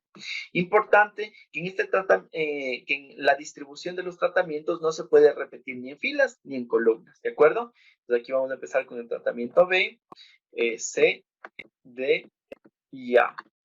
Luego acá tenemos el tratamiento C, D, A y B. Y finalmente tenemos D, A, B y C. Entonces fíjense en que todos los tratamientos quedan distribuidos de forma uniforme dentro de todas las unidades experimentales, es decir, a Pepito le van a corresponder 4 tratamientos, a Pablo le van a corresponder 4 tratamientos, el día lunes vamos a tener 4 tratamientos, el día miércoles vamos a tener 4 tratamientos, ¿sí? Entonces están distribuidos de manera ortogonal, es decir, con un diseño equilibrado. ¿A qué nos referimos con esto? Que absolutamente todos los bloques van a tener el mismo número de tratamientos, ¿sí? No importa cómo le veamos, si por filas, por columnas, van a tener exactamente el mismo número de tratamientos. Y ningún tratamiento se puede repetir dentro del bloque. Entonces, ese es el diseño que hace el cuadrado latino. También tenemos una variación de este cuadrado latino que se llama el cuadrado grecolatino. Este cuadrado grecolatino simplemente incrementa otro factor de bloqueo y nos va a permitir realizar exactamente lo mismo, ¿no? Importante, hasta aquí, hasta este momento hemos estado realizando analizando, conociendo un poquito sobre los diseños experimentales que no tratan o estudian un solo factor de tratamiento, ¿no es cierto? Entonces aquí en el DCA tengo un solo factor de tratamiento, en el de bloques tengo un factor de tratamiento y un factor de bloqueo, en el cuadrado latino tengo un factor de tratamiento y 2 factores de bloqueo, ¿sí? Entonces todos hasta aquí únicamente hemos estado analizando un tratamiento solito. Y ahora vienen los diseños factoriales. Y estos diseños factoriales son diseños súper importantes porque a partir de estos diseños factoriales es que se desarrollan las diferentes estrategias de optimización que vamos a hablar un poquito más adelante, ¿sí? Entonces, estos diseños factoriales se los utiliza cuando nosotros queremos analizar ya no solo el efecto de un solo factor, como lo vimos en el caso del ejemplo del golfista, sino que podemos analizar el efecto que tienen varios factores a la vez, ¿sí? Generalmente estos diseños factoriales tienen ventajas sobre los diseños que vimos antes. ¿Por qué? Porque no nos permite conocer únicamente el efecto de cada tratamiento, de cada factor de tratamiento, sino que en este caso nos permite conocer el efecto que tienen las interacciones entre los diferentes tratamientos, ¿sí? Estos diseños factoriales generalmente los vamos a denominar de la siguiente forma. Vamos a tener n tratamientos elevado, n niveles elevado a la k tratamientos, ¿de acuerdo? Esta combinación de aquí nos va a dar el número de unidades experimentales que nosotros tengamos. Por ejemplo, si es que voy a trabajar con dos factores, voy a trabajar con 2 niveles nada más. Y voy a trabajar con 4 factores, eso significa que voy a tener 16 unidades experimentales, ¿no? Si es que trabajo con 3 factores de 2 niveles cada uno, significa que voy a tener 8 unidades experimentales, ¿sí? Entonces ya podemos ver que si nosotros incrementamos el número de niveles o incrementamos el número de factores a estudiar, se va a incrementar el número de unidades experimentales. Entonces, los experimentos se volverían un poquito más costosos, ¿no? Pero lo interesante de esto, de este diseño experimental, es que nos permite realizar precisamente de forma más rápida el análisis que tienen los factores y las interacciones que tienen unos con otros. Y en este momento, pues vamos a tratar de responder la pregunta de Moisés, que nos dice cómo se analizan los experimentos que tienen tres variables a la vez, ¿no? En este caso, cuando nosotros estamos trabajando con los diseños factoriales, nosotros tenemos que garantizar que se tengan todas las combinaciones posibles de los diferentes factores. Entonces, vamos a hacer un ejemplo en el cual vamos a considerar un diseño de tres factores y estos tres factores van a tener dos niveles cada uno, ¿sí? Entonces, voy a tener el factor A, le voy a llamar, voy a tener el factor B, voy a tener el factor C. Cada uno de estos factores van a tener dos niveles, entonces el nivel superior lo vamos a denominar con el signo más y el nivel inferior con el signo menos, ¿sí? Primero vamos a definir el número de unidades experimentales que tenemos. Si es que tenemos un experimento que tenga dos niveles de tres factores, significa que vamos a tener 8 unidades experimentales, ¿no es cierto? Y cada una de estas unidades experimentales tiene que tener una combinación diferente de los niveles que tiene cada uno de los factores, ¿sí? Entonces vamos a poner aquí 1, 2, 3, 4, 5, 6, 7 y 8 unidades experimentales. Entonces, para la primera unidad experimental vamos a trabajar con todos los niveles mayores, altos. Entonces, vamos a tener más. Para la segunda vamos a ir cambiando y vamos a tener más, menos, más, menos, menos, menos, más, menos, más. Acá tenemos menos, menos. Y aquí vamos a tener los grupos de control. Que son generalmente los centrales, ¿no? Entonces, fíjense que esto es precisamente, así se realiza el análisis de los diseños experimentales cuando nosotros tenemos más de dos factores, ¿no? En este caso estamos analizando con tres factores, entonces tenemos que garantizar que cada una de las unidades experimentales tenga una combinación diferente. Entonces, aquí tenemos todos los niveles mayores y aquí tenemos todos los niveles menores de las unidades experimentales, ¿no? O sea, de los niveles que estamos considerando para realizar el análisis. Ahora, ¿cómo se realiza el análisis? Pues el análisis se realiza a través de la ANOVA. Como les digo, esto lo vamos a ver a detalle en el curso porque la verdad con el tiempo que tenemos, pues sí nos queda muy cortito como para tratar de explicar eso, ¿no? Pero así es como se hace la designación de las unidades experimentales y las combinaciones de los niveles y factores cuando estamos trabajando con los diseños factoriales. Entonces, de forma general, estos son los diseños experimentales más utilizados, los más comunes, el DCA, el DBCA, el cuadrado latino y los diseños factoriales. Como les había comentado, los diseños factoriales son los diseños como que de mayor importancia en la actualidad, porque estos diseños son los que nos permiten empezar a trabajar con las herramientas de optimización, ¿de acuerdo? Y dentro de las herramientas de optimización vamos a conocer de forma superficial los diferentes tipos de diseños que se pueden aplicar, sobre todo en entornos industriales. Aquí vamos a analizar el diseño robusto de Taguchi, vamos a analizar el diseño central compuesto, vamos a analizar el diseño de Box-Benken y los diseños de cribado, ¿de acuerdo? Entonces, vamos a empezar con los diseños de cribado. Estos diseños de cribado, como su nombre lo dice, tratan de tamizar, tratan de identificar cuáles son las variables o los factores más importantes que van a influir sobre determinado proceso, ¿sí? Entonces, supongamos que nosotros estamos trabajando en el desarrollo de un nuevo fármaco. ¿sí? Entonces, para el desarrollo del nuevo fármaco vamos a tener una composición, o sea, vamos a tener una cantidad increíble de componentes, ¿no es cierto? Además que van a influir factores como de síntesis, como por ejemplo la temperatura, la velocidad, la agitación, etcétera, etcétera, etcétera. Entonces vamos a tener un montón de factores que nos pueden influenciar. Entonces, vamos a suponer que, por ejemplo, para la producción de este nuevo fármaco vamos a tener 15, o identificamos nosotros 15 factores diferentes. Y ahora, si es que yo quiero obtener, desarrollar mi proceso, tengo que saber cuáles van a ser los factores más importantes, porque simplemente si quiero trabajar con estos 15 factores y solamente trabajando con 2 niveles, imagínense la cantidad de unidades experimentales que voy a tener. Voy a tener 2 a la 15 unidades experimentales, entonces eso es muchísima plata, muchísimo tiempo, muchísimos recursos que muchas veces no lo valen, ¿no? Entonces, estos diseños de cribado lo que nos hacen es que nos permiten disminuir primero el número de unidades experimentales y segundo, identificar cuáles son las que tienen mayor peso sobre la variable de respuesta.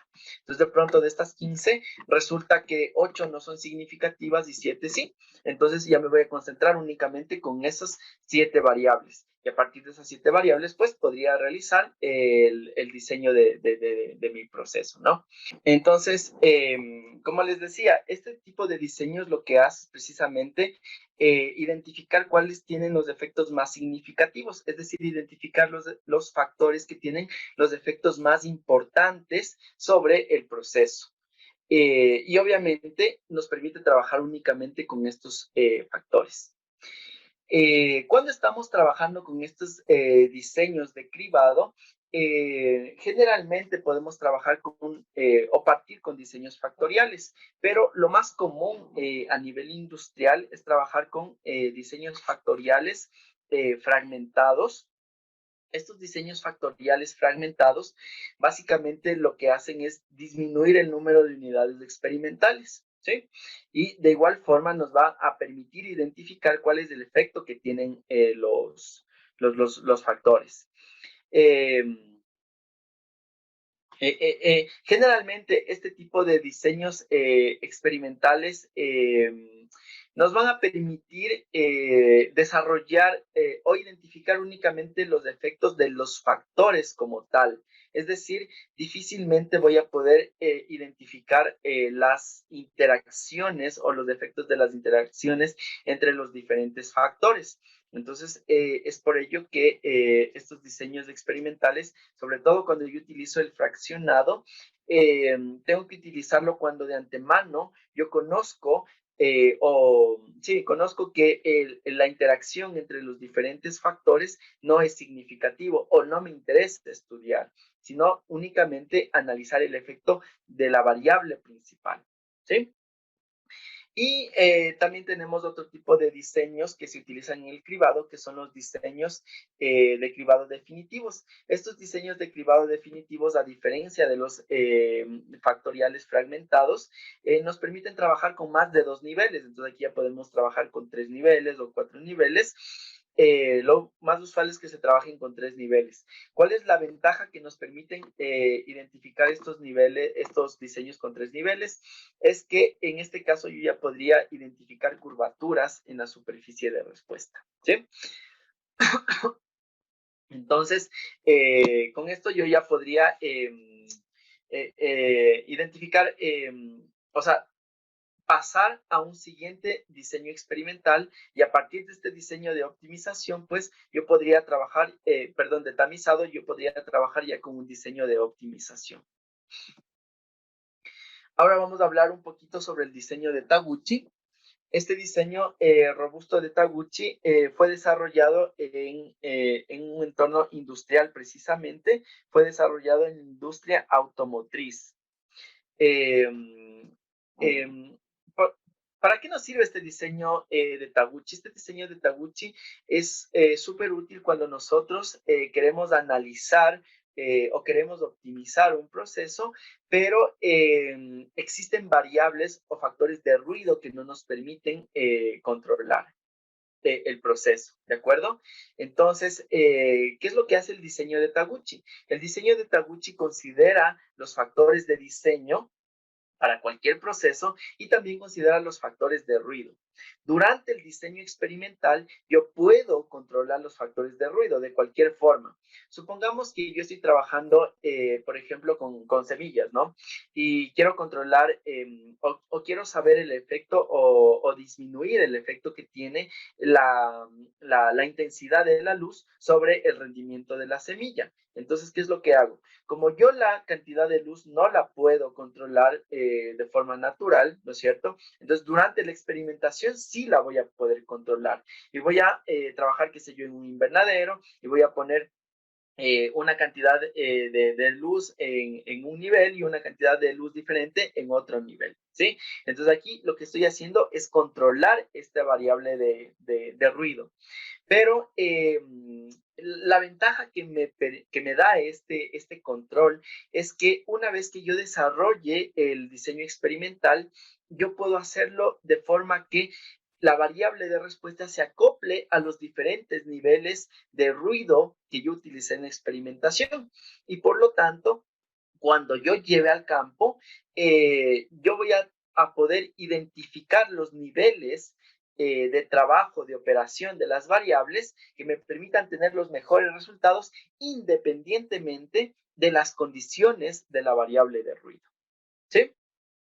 Entonces, lo que me permite hacer este diseño experimental es precisamente eso, disminuir la variabilidad en los productos. Para que nos quede un ejemplo claro, supongamos que estamos trabajando con una pintura, ¿de acuerdo? Estamos desarrollando una nueva pintura.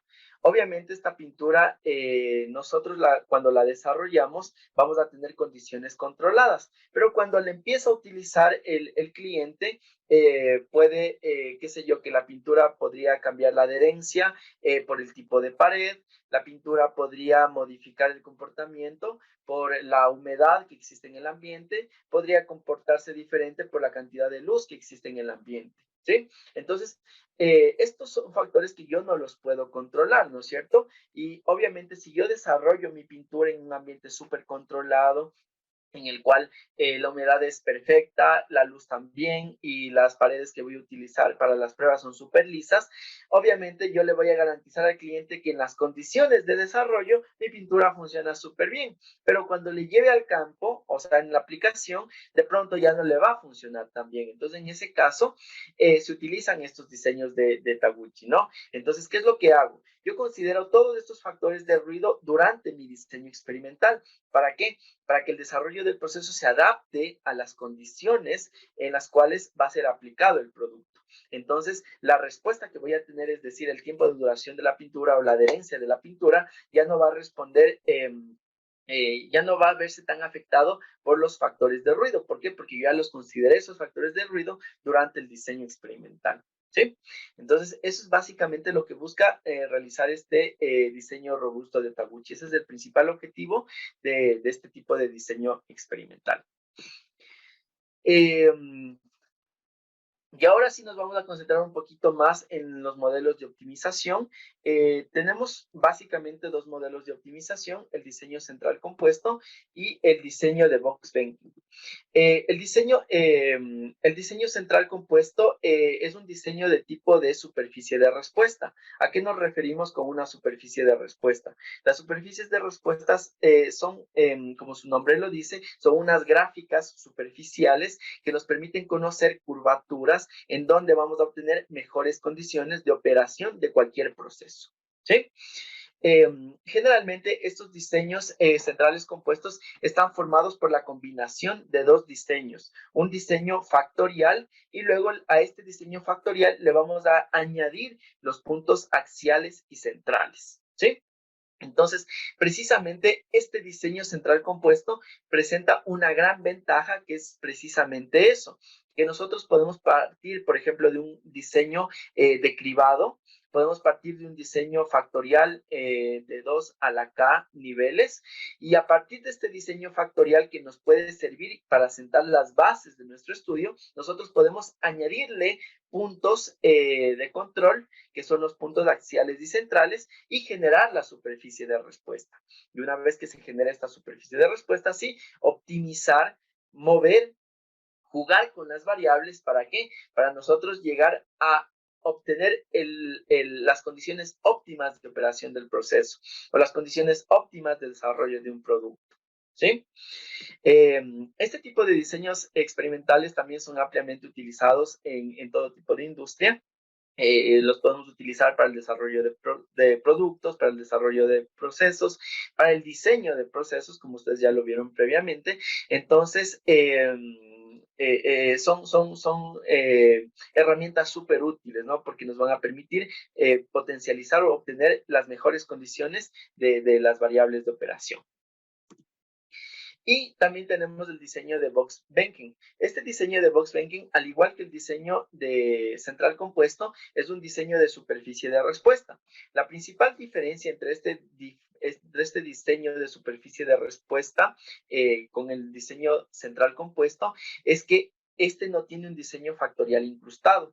¿A qué nos referimos con el diseño factorial incrustado? Fíjense aquí, estos son los puntos experimentales que nosotros vamos a tener en el diseño central compuesto. Si es que nos fijamos, aquí nosotros tenemos los puntos de un diseño factorial, ¿no es cierto? Entonces, a este diseño factorial nosotros le añadimos el punto central y le añadimos los puntos axiales. Y como resultado tenemos el diseño de composición central, ¿sí? En cambio, en este caso no.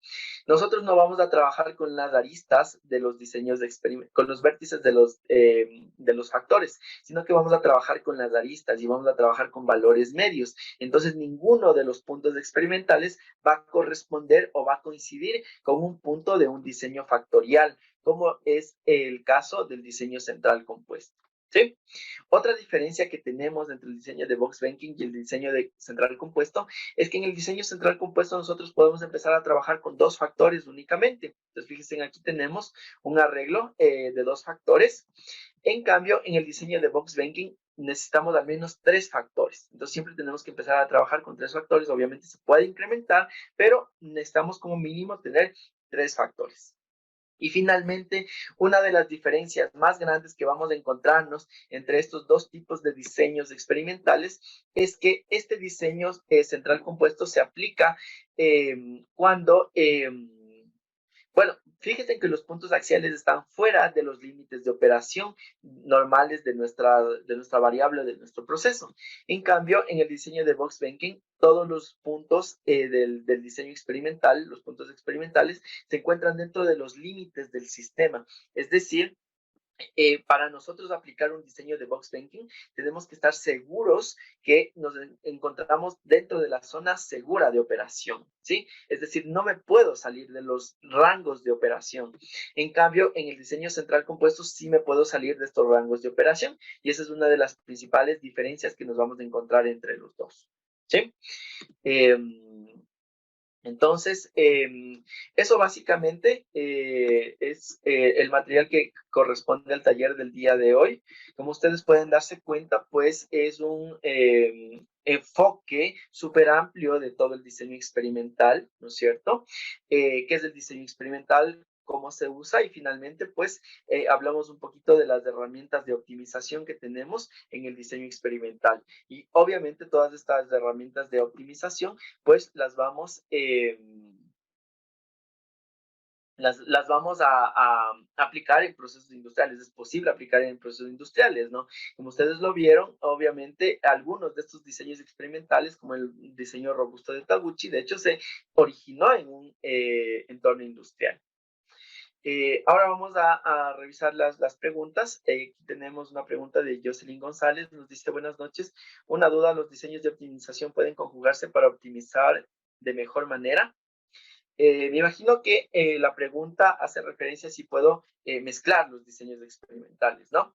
En este caso, pues podríamos hacerlo. De hecho, sí, no tenemos ninguna limitante, pero no con todos, ¿sí? Por ejemplo, si es que nosotros estamos trabajando con el diseño de Volkswagen, nunca vamos a poder aplicar un diseño central compuesto a la vez. ¿Por qué? Porque tienen diferentes puntos. Pero si es que tú, por ejemplo, partes de un diseño de cribado, que la naturaleza del diseño de cribado es un diseño factorial.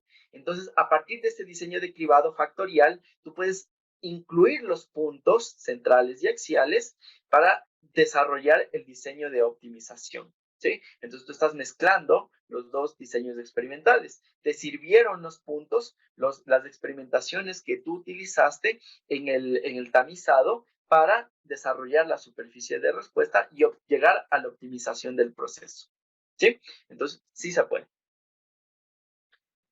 No sé si tienen alguna otra pregunta, algún comentario, alguna duda. Me parece que nos quedan 5 minutos.